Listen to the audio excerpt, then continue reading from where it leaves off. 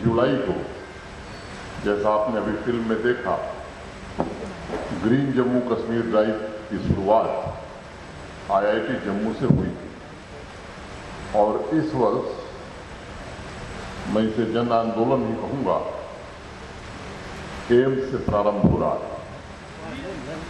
जम्मू के 2 premier institution से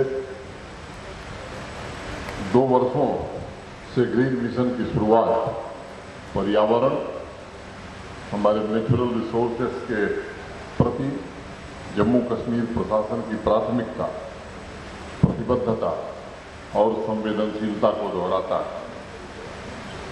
मित्रों, 2021 में ग्रीन जम्मू कश्मीर ड्राइव के अंतर्गत 1 करोड़ पौधारोपण का लक्ष्य रखा गया, लेकिन फॉरेस्ट डिपार्टमेंट ने उससे ज़्यादा पौधारोपण किया।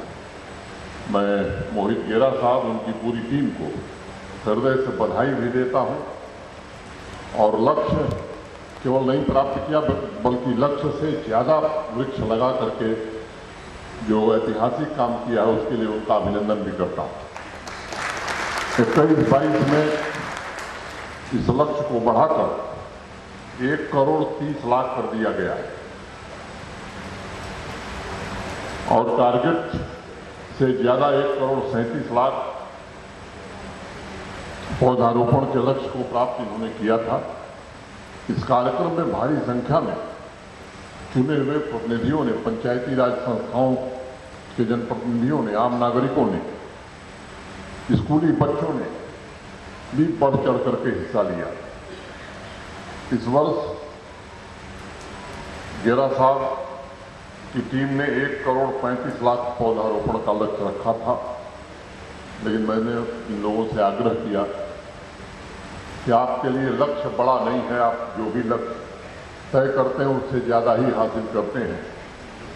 मैंने इनसे रिक्वेस्ट की थी कि ये लक्ष्य बढ़ा करके 1.5 करोड़ कर लीजिए और सहर्ष फॉरेस्ट विभाग ने इसकी स्वीकृति, सहर्ष स्वीकार किया। इसके लिए मैं इनको धन्यवाद देता हूं और मुझे पूरा भरोसा है पिछले 2 साल के ट्रैक रिकॉर्ड को देखते हुए लक्ष्य प्राप्त करने में इन्हें कोई दिक्कत नहीं हो। एक बात का आग्रह मैं और करूंगा,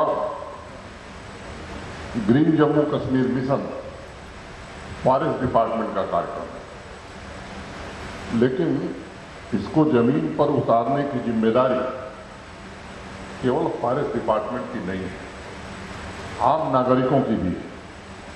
और इसलिए मेरा निवेदन होगा, इस कार्यक्रम को जन आंदोलन ही बनाना होगा, तभी हम सफल हो सकते हैं। एक पुरानी कहावत है, प्रकृति जैसा उदार कोई नहीं है, न ऊपर से आसमान की छाया हटती है और न नीचे से जमीन खिसकती है। वैसे भी हमारे शास्त्रों के अनुसार आज हरियाली अमावस्या, मैं जिस इलाके से आता हूं वहां की मान्यता है कि हरियाली अमावस्या को हर व्यक्ति को वृक्ष जरूर लगाना चाहिए और इसलिए प्रकृति के प्रति भी हमें उतनी ही उदारता दिखानी होगी और ये लक्ष्य जनता की व्यापक स्तर की भागीदारी से ही पूरा किया जा सकेगा।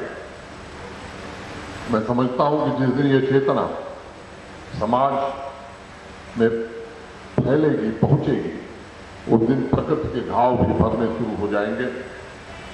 इसलिए मैं कोई नारा, किसी तरह का स्लोगन देने के बजाय आम नागरिकों से प्रकृति के संरक्षण एवं पौधारोपण को रोजमर्रा की जिंदगी का हिस्सा बनाने, एक आदत बनाने का विशेष रूप से अनुरोध करूंगा। 2 सालों में हमने लगभग 2 करोड़ 38 लाख नए पौधे लगाए। पिछले कई दिनों से मेरे मन में एक सवाल या विचार था, क्या सिर्फ पौधे लगाना पर्याप्त है? क्या हमें ये जानने की आवश्यकता नहीं है कि पौधों का सर्वाइवल कितना है? और मुझे यकीन है गेरा साहब और उनकी टीम के सभी अफसरान,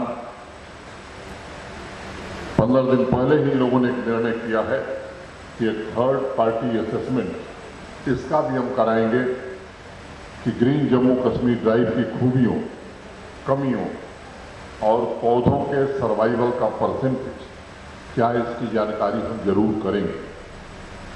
मित्रों, 1979 जब पहला क्लाइमेट कॉन्फ्रेंस आयोजित हुआ था तो विश्व के अनेक बुद्धिजीवियों ने विकास के नए मॉडल की काफी चर्चा की।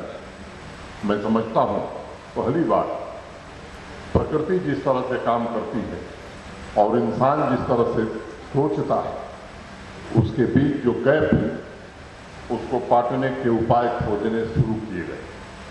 उस समय एक अनुमान लगाया गया था कि प्रति मिनट पूरे विश्व में 3000 पेड़ काटे जाते हैं और जहां भी ज्यादा पेड़ काटे जा रहे हैं वहां लोगों के जीवन पर और मैं कहूं कि रोजगार पर सीधा असर पड़ रहा है।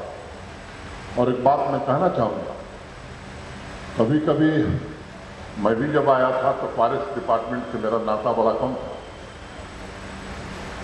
मैं दूसरे स्थानों पर काम करता था। यहां आने के बाद आज मैं कह सकता हूं कि जम्मू कश्मीर की जीडीपी में भी, यहां के आर्थिक विकास में भी फॉरेस्ट डिपार्टमेंट का एक बहुत ही महत्वपूर्ण योगदान है और यहां के लोगों को रोजगार देने में भी जो प्रयास जम्मू कश्मीर का फॉरेस्ट डिपार्टमेंट कर रहा है वो प्रशंसनीय है और मैं उम्मीद करता हूं कि आने वाले दिनों में इसमें और भी बढ़ोतरी होगी। उस कॉन्फ्रेंस से एक विचार निकल कर आया था, जिस कॉन्फ्रेंस का जिक्र मैं कर रहा था, कि किसी भी क्षेत्र के आर्थिक विकास और पर्यावरण संरक्षण से फॉरेस्ट डिपार्टमेंट का सीधा संबंध है और अगर पर्यावरण को बचाने में हम नाकाम होते हैं तो फिर विकास की बात बेमानी होगी। चाहे जितना एम्स बन जाए, चाहे जितना हाईवे बना लिया जाए, जितनी टनल बना ली जाए, आज परिस्थितियां थोड़ी बदल गई। ऐसा नहीं है कि पेड़ कटने बंद हो गए, लेकिन जागरूकता की वजह से पेड़ लगाने का अभियान भी उसी अनुपात में प्रारंभ हुआ। पूरे विश्व में प्रति मिनट अब 2400 पेड़ काटे जाते हैं, 2400, लेकिन प्रति मिनट 3611 पेड़ लगाए भी जा रहे हैं। इस अनुपात को हम जितना बेहतर कर सकेंगे, मुझे लगता है कि उतना ही पर्यावरण के प्रति हम अपनी सजगता प्रदर्शित कर सकेंगे और ये जागरूकता के कारण ही संभव हो पाया। फ्रेजाइल इकोसिस्टम तथा विकास की दौड़ में संतुलन के अभाव के कारण विश्व के 46% जंगल खत्म हो चुके हैं और एक अनुमान है कि 2040 तक पृथ्वी के करीब करीब 28,000 एनिमल स्पीसीज गायब हो जाएंगे। इसका सीधा प्रभाव विश्व के लगभग 160 करोड़ लोगों पर पड़ेगा और उनके सामने लाइवलीहुड की समस्या पैदा हो सकती है। इसलिए विषय की गंभीरता को हमें समझने की जरूरत है। केवल गेरा साहब और उनकी टीम पर छोड़ देना, मैं समझता हूं कि हम अपने आने वाली पीढ़ी के साथ अन्याय करेंगे अगर हम सजग नहीं हुए, हम जागरूक नहीं हुए। इन आंकड़ों का जिक्र मैंने इसलिए किया कि समाज में पर्यावरण को लेकर जागृति की आवश्यकता है। हमारा जीवन, हमारा विकास प्रकृति से अलग नहीं हो सकता है। अगर प्रकृति को नुकसान पहुंचता है, हम पहुंचाते हैं, तो उसका दुगना नुकसान मानवता को हमें उठाना पड़ेगा। ये बात हमें बराबर ध्यान में रखनी होगी। इसलिए लोगों को पेट भरने के लिए पहले हमें धरती का पेट भरना ही पड़ेगा, तभी लोगों का पेट भर सकता है। मित्रों, जम्मू कश्मीर में 2020 में एक नया मंत्र आर्थिक विकास और पर्यावरण संरक्षण दोनों साथ साथ चलना चाहिए। इस बात को लेकर के हम लोगों ने कार्यक्रम शुरू किए। दोनों एक दूसरे के पूरक हैं, एक दूसरे के विरोधी नहीं हो सकते। जम्मू कश्मीर में 54% एरिया में ग्रीन कवर है, जो देश का नेशनल एवरेज है, उससे काफी ज्यादा है। ये हमारे लिए प्रसन्नता की बात है, लेकिन ये भी सच है कि प्राकृतिक आपदाओं और फ्रेजाइल इकोसिस्टम की वजह से ये बहुत जरूरी है कि इस यूटी के विकास के मॉडल में प्राकृतिक संसाधनों को विनाश से बचाने का महत्वपूर्ण पहलू भी शामिल करना होगा। तभी हम एक सशक्त एवं आत्मनिर्भर जम्मू कश्मीर का निर्माण कर पाएंगे। और इसलिए एक लक्ष्य रखा है हम सबने, जम्मू कश्मीर के 2/3 भूभाग में फॉरेस्ट तथा वृक्षों का कवर विकसित करना है, पर्यावरण संरक्षण की परंपरा को समृद्ध बनाना है